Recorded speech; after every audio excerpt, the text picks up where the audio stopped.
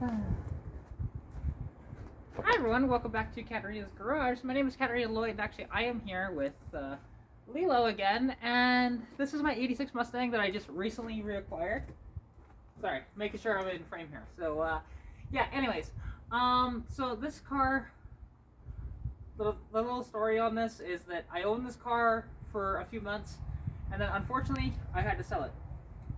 And it was just due to the fact that I didn't have money to swap the motor or anything like that, or try to rebuild it. It had a 3.8 originally. Now it has a 302 out of another 86 as well, so that's pretty cool. But there's some work that needs to be done to this thing, and I am figuring that out slowly as it goes. Like, I knew there was a little bit of work, but this is actually more than what was initially mentioned to me. But you know what? Sometimes that's just how it goes, right? So anyways, let us take a look at what's going on. So first off, with this car, I was dealing with overheating issues. There wasn't any coolant flow going to the heater core, so what I have done actually is, well, here, I'll show you exactly what I did. So, because of those overheating issues, sorry, and I think it may have just been air in the system, so I was eliminating that for a possible thing by, there is a drain plug sort of thing back here. You can see it right there, right?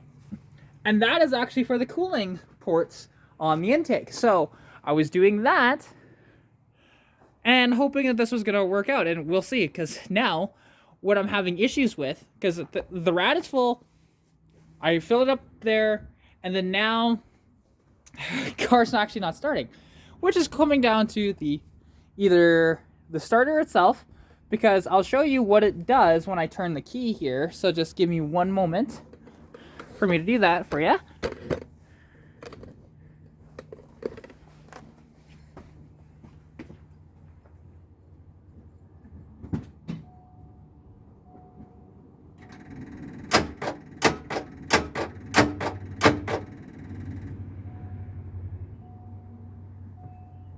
Right, so you just heard this thing. You can tell if the starter is actually engaging, because, well, I replaced the starter solenoid, which you can see here, nice and shiny. It actually wasn't tied in to where I thought it was. Just there's so much wiring here that you can see that it looked like it was, but through following wiring, it's not tied into that electronic distributor like I thought it was.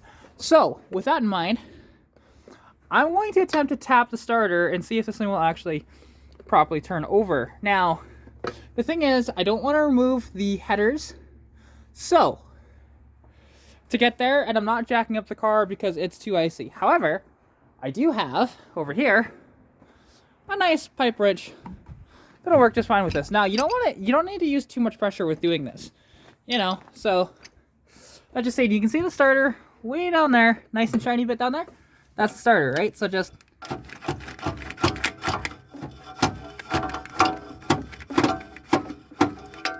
alright, let's see if that did the trick. Probably not, but we'll see.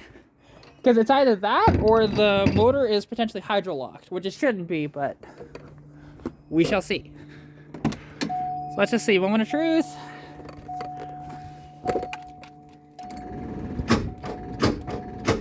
Nope. Okay. Might need something more substantial than that brush. So I do have jack handle here, which I can do a little more pressure with. So let me try that again and see what happens here. Because again, all you're doing, like, all I'm trying to do is just see, because like you can tell the starter's engaging, but it's not turning the flywheel. So let's just see. Will this reach? No, it will not. Okay, so I have to go back to that pipe wrench. Are just tricks that you can do to hopefully narrow down the issues with your car. And normally when this happens, that's what's going on. So I'm just going to pause the footage here and see, well, if this is going to work or not.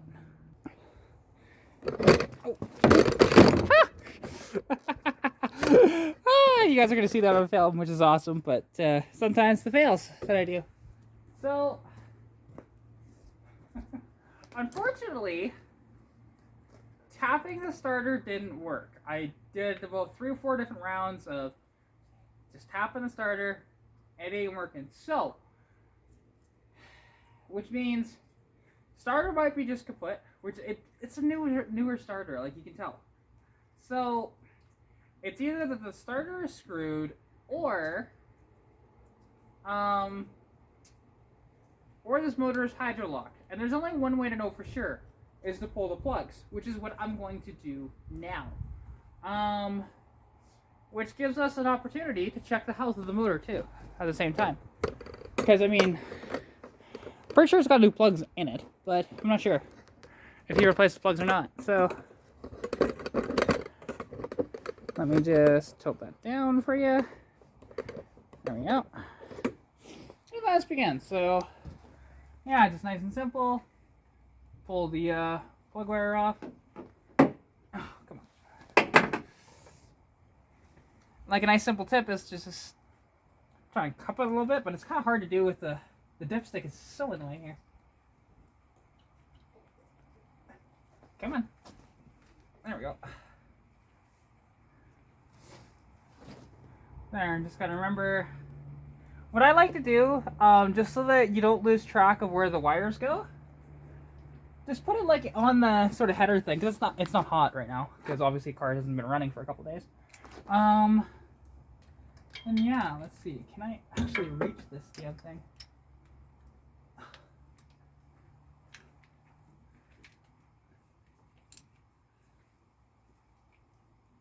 Oh wait, that's tightening. Whoops.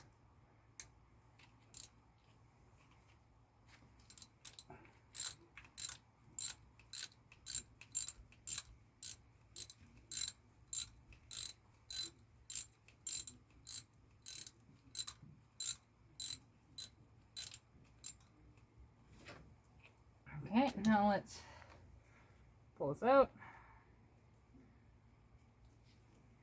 And let's see. Does anything come out of the cylinders after I do this? So let's take a look at the plug here. Ooh, yeah, well, you can tell. I already knew this thing was running extremely rich, right? You can kind of see it there, how black it is. And is there a little bit of oil there? No, it's not. It's just some grease and stuff like that, and gas. Which you can smell the gas a lot, so I'm wondering, are the cylinders just full of fuel? So, but meanwhile, I'll pause this and show you guys the plugs after they come out one by one. Alright, now here is the next cylinder along this line. I'm not sure how this thing is timed, to be honest, so that way, but like I said, super rich and whatever else. And make sure as well, when you pull out spark plugs, put them back in the same order you took them out. So yeah, that's the next one. There we go, got the next one. Again, you can tell this thing, I mean, I knew it was running obscenely rich because anytime you floored it, all this thing just plumed black smoke out the back, right? So yeah, that's the next one. Now this one almost looks a little burnt potentially. I don't know if you can see that perfectly or not. It's hard to make it focus, but it's kind of scaly almost on here, right? Kind of sharp corners as well, so maybe I'm onto something here. So that one was a little harder to take out. Now we'll go to the other side. Alright, so now that is the fifth plug out, and again, really rich. Looks like there's a little bit of oil in there, or just some grease in general, but yeah, so that's the next one. And you know, it's basically the same story. And these are NGK V-Power, and these are like brand new too, you can tell. So it's just whatever I've put on them for miles, which I maybe put 30 kilometers on this motor, it's done that to them already. Well, this is not what I was looking forward to. You can see a little bit of green on there. That is coolant on the spark plugs. So this motor has blown head gaskets. Shit. Ah. Damn it. Well, that's not what I was looking forward to. Ah, damn it. Well, I was right. So, these heads definitely have to come off. Nothing I can do about that because there's coolant getting into the cylinders, which means head gasket is gone. So I just hope that, like, and we will, like, I do have oil and a filter for this thing, so we will be changing out the oil and filter and stuff like that when we're there. We might end up pulling the oil pan off as well to take a look at the bearings underneath. Luckily, there's a lift at my buddy's place.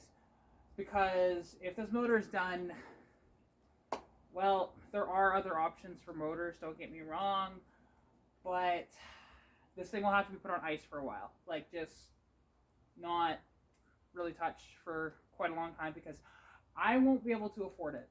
Plain and simple, there's nothing else to be said, because this thing, I don't have the money. I already owe my friend quite a bit of money for letting me borrow the money off of him to buy this car. And, you know, my bank account isn't looking pretty either from this. You know, I figured this car would have been fine, but turns out, I don't even know if Dean knew, to be honest, but sold me a bit of a piece of crap, to be honest. So, yeah, that's basically where I'm at. Not happy about it. So yeah, anyways, I'm gonna let you guys go. Thank you all so much for watching. And one of these days, I swear to God, I'm cursed.